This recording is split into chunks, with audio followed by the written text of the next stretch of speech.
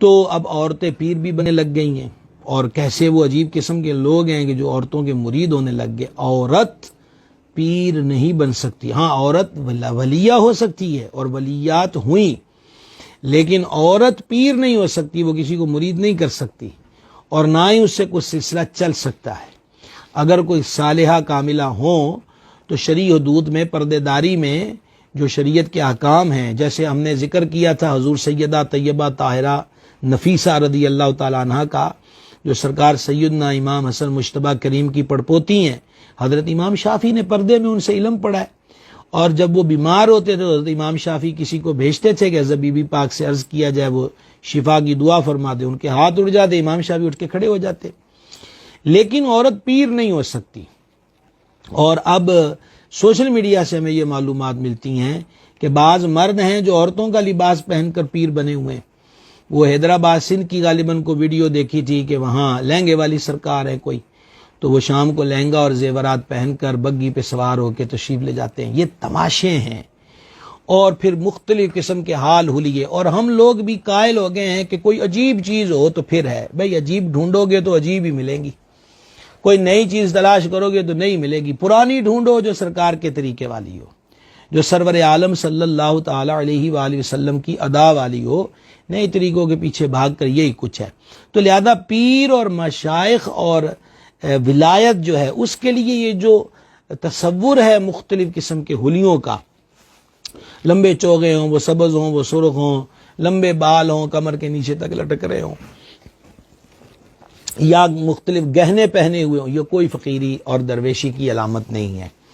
سید الطائف حضرت جنید بغدادی نور اللہ مرقدہ کی طرف یہ قول منسوب ہے، اگر کسی کو ہوا میں اڑتا دیکھو اور آگ کو پھانکتا دیکھو لیکن حضور کی شریعت کا مخالف دیکھو تو وہ اللہ کا ولی نہیں ہو سکتا۔ فرماتے تھے تنکا پانی پہ ڈال دو تو وہ بھی تیرتا ہے، ڈوبتا تو وہ بھی نہیں، تو بندہ نہ ڈوبا تو کون سا کمال ہوا۔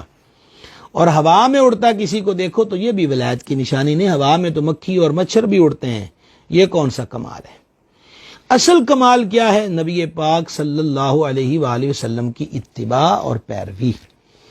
تو اب ظاہری بات ہے کہ ایک بندہ بے عمل ہو، سنت کا مخالف ہو، وہ ظلم پر ظلم یہ کرتا ہے کہ وہ اپنی بد اعمالیوں کو صحیح ثابت کرنے کے لیے مزید اس پر جھوٹ اور بابیلا کرتا ہے۔ پھر ہمارے ہاں یہ لوگ کہتے ہیں فلاں پیر صاحب نے تو داڑھی ایک مٹھی سے کم رکھی ہے، فلاں علامہ صاحب تو بہت بڑے عالم ہیں اور انہوں نے داڑھی کم رکھی۔ بھائی آپ نے لا الہ الا اللہ محمد رسول اللہ پڑھا ہے، یا لا الہ الا اللہ فلاں عالم صاحب رسول اللہ پڑھا ہے، فلاں پیر صاحب رسول اللہ پڑھا ہے؟ کلمہ اللہ کے حبیب کا پڑھتے ہو اور حضور کی سنت کی مخالفت میں دلیلیں لوگوں کی دیتے ہو۔ کچھ تو بندے کو شرم اور حیا ہونی چاہیے کہ ہمارا تعلق کس ذات کے ساتھ ہے۔ عالم حجت نہیں ہوتا، عالم کا علم جو قال اللہ اور قال رسول اللہ وہ حجت ہوگا۔ اس لیے بھائی صاحب یہ کوئی نہیں، آپ کو حدیث مل گئی کہ ہمارے آقا صلی اللہ تعالی وسلم نے داڑھی شریف کتنی مقدار کی رکھی، اب آگے کیا ڈھونڈتے ہیں، کس چیز کو تلاش کرتے ہیں؟ پتا چلا کہ اندر کوئی اور چیز ہے۔ ایک بزرگ رحمۃ اللہ علیہ تو قدرتی ان کی داڑھی نہیں تھی، تو وہ فرماتے تھے کاش مجھ سے کوئی 10,000 روپیہ لے لے اور مجھے داڑھی دے دے۔ ایران کا ایک شاعر تھا، اس کی اشعار کو سن کر ایک بندہ گیا کہ یار ملیں گے، حضور کی شان میں شعر لکھتا ہے، تو گیا تو وہ حجام کے پھٹے پر ملا، داڑھی منڈوا رہا تھا۔ تو اس نے کہا او ہو، میں تو تجھے عاشق سمجھ کے آیا اور تو منہ چھیل رہا ہے۔ وہ شاعر تھا، اس نے شاعری کے لہجے میں جواب دیا میں اپنا منہ چھیل رہا ہوں، کسی کا دل تو نہیں چھیل رہا۔ تو اس آنے والے نے کہا ہاں ہاں، تو دل مصطفیٰ کو خراش پہنچا رہا ہے، کیونکہ حضور علیہ السلام نے فرمایا داڑھی رکھو، مونچھیں ہلکی کرو، میرے دشمنوں جیسی صورت مت بناؤ۔ اس کے بعد بھی کوئی بندہ اور دلیلیں ڈھونڈے، علمان والا فیس۔ اچھا پھر یہ جو ہمارے یہاں کیٹاگریاں ہیں، پیر صاحب فرماتے ہیں اچھا بڑے بڑے عجیب قسم کے، آگے بابا جی نے کہا ہے کہ مریدوں کو کہا کہ داڑیاں منڈوا دو۔ بابے کی کیا اوقات ہے، اس کی حیثیت کیا ہے، وہ ہوتا کون ہے؟ حضور پر نور علیہ السلام نے فرمایا داڑھی رکھو، بابے کی کیا حیثیت ہے؟ ایسے کو تو چپل اٹھانے پہ ملازم بھی نہ رکھا جائے، کجا یہ کہ اس کو پیری کی مسند پر تسلیم کیا جائے۔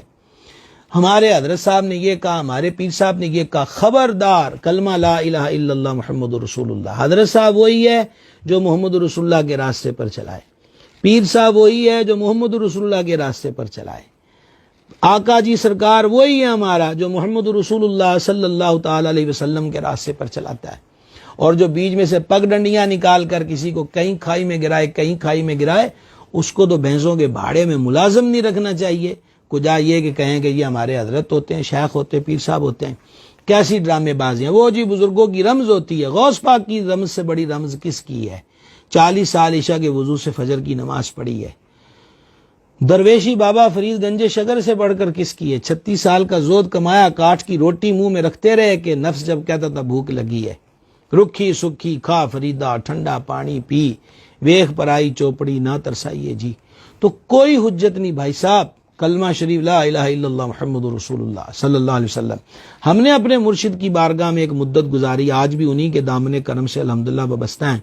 ہمیں تو پل پل پر یہی حکم رہا ہے کہ حضور کی سنت پہ چلو، سرکار کے حکم پر چلو، بندہ خدا یہ کام خلاف سنت ہے یہ چھوڑ دیا جائے، سنت یہ ہے اس پہ عمل کیا جائے۔ ہم نے تو کبھی نہیں دیکھا، یہ لوگ اب نئے نئے اٹھے ہوئے، اور پھر یہ ایک باقاعدہ طور پر میں تو دیکھ رہا ہوں کلب بن چکے ہیں کہ ایک پیر کے ہاں مل آنر اور سیاستدان اور یہ وہ تھوڑے تھوڑے شروع ہوں گے تو پھر وہ ایسا ایسا لوگوں کے کلب بن جاتے ہیں۔ تو آپ جہاں بھی جائیں یہ دیکھیں کہ مدینہ شریف کا راستہ ملتا ہے کہ نہیں، حضور کی شریعت ملتی کہ نہیں، سرکار کی سنت ملتی ہے کہ نہیں، اسی میں سب کچھ ہے، اسی میں نجات ہے، اسی پہ رحمت ہے۔ یہ آج میں نے کچھ چند باتیں